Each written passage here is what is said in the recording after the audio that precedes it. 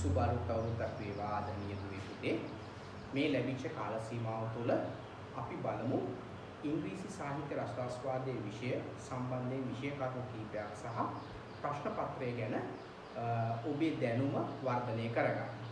Today from this video we are going to discuss the distribution of marks in the GCE ordinary level appreciation of English literary text subject. Unlike the other subjects, appreciation of English literary text paper does not come as two separate papers as paper 1 and paper 2. It comes as one paper which lasts for 3 hours. But this paper is divided mainly into two sections as part 1 and part 2. Part 1 is again divided into two sections as section A and section B. In part 1 you have section A and there are 30 marks. Section B you get 10 marks. So altogether in part 1 you get 40 marks. In part 2 you have 4 questions. You have to answer questions on 4 sections: poetry, drama, prose, fiction. For each of these questions you get 15 marks. So altogether there are 60 marks in part 2, 40 marks in part 1, 40 marks in part 2. So altogether there will be 100 marks. Now we are going to discuss how the marks are distributed in section A. There are 6 compulsory questions. There are 6 compulsory questions in section A, whereas these 6 compulsory questions, it has to be 6. There are 6 compulsory questions and in each question you get 5 marks. 5 marks for each question. Each question one, two, three, four, 5, 6. Each question is divided into 3 sections as A, B and C. So all these 6 questions has 3 sections in each. For A you get 1 mark, B 2 marks, C 2 marks. Altogether you get 5 marks for each question. So 5 into 6, 30 marks. Section A you get 30 marks for all 6 questions. Now let's see how these 30 marks are given. Section A, first one, question A, identification. From the first question we will take A, that is on identification. You will be given an extract from prose, drama and poetry, and a question is asked from a given extract. You are given an extract and you are asked a question from where are these lines taken and who wrote it. That is what you call identification. Identification of the literary text, identification of the author, you get 1 mark. But here you have to be very careful.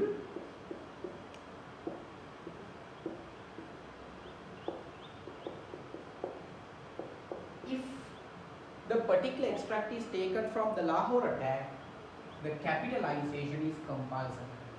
And Kumar Sangakkara.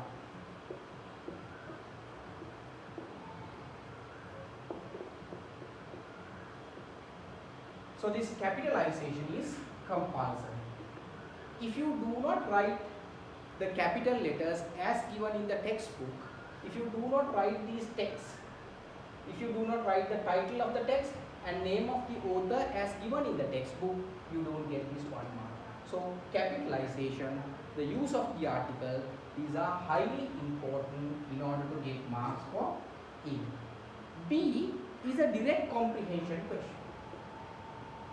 It is about the given situation. It is about the given situation. So you have to identify the given situation and the characters. There you get another 2 marks. Then See, it is your response to the text or the theme or the techniques. Themes, techniques, tone, attitude, those things are discussed in C part. So A, B, C, so you get altogether 5 marks. Depending on the way you present your answer, you get 5 marks, and if you get all 6 answers correct, you get 30 marks.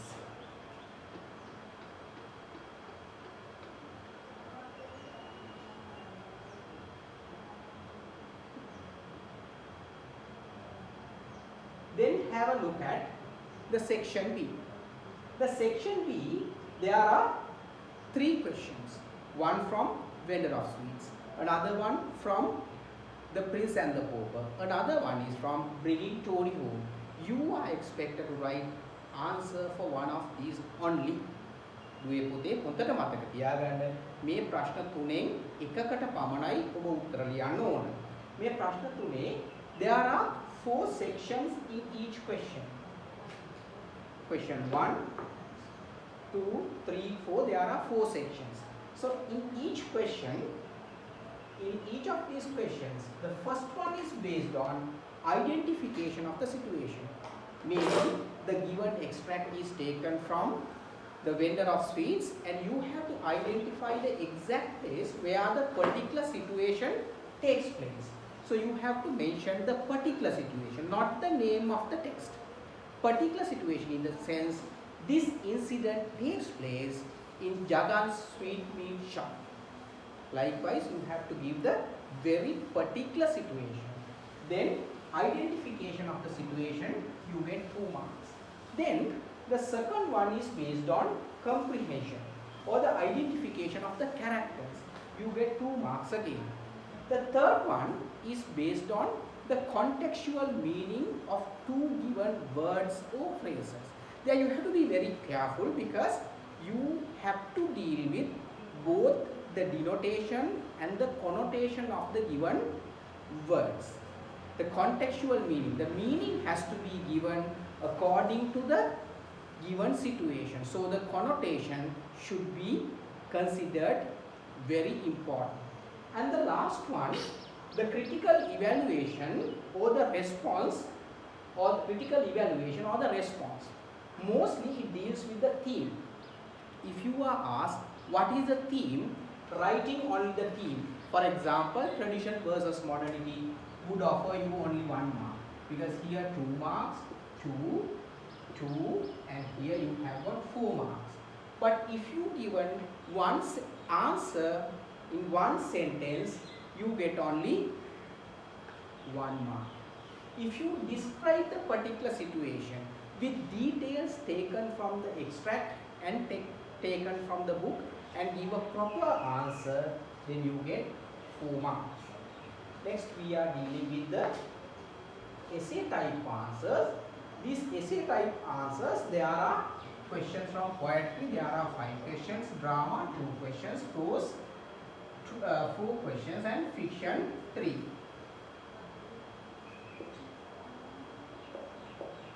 You are expected to write the answer only for 1 question from poetry, 1 question from drama, 1 question from prose, 1 question from fiction.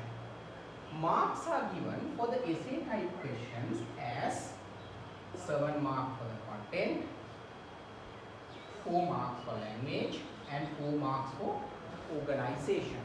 Altogether 15 marks. So 15 into 4, 60 marks.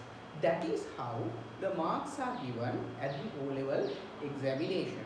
So if you pay your attention very keenly on the distribution of marks, you can get an idea on how to score. You see the next video, I am going to discuss a model paper where you get the opportunity of seeing how you can score marks. Thank you.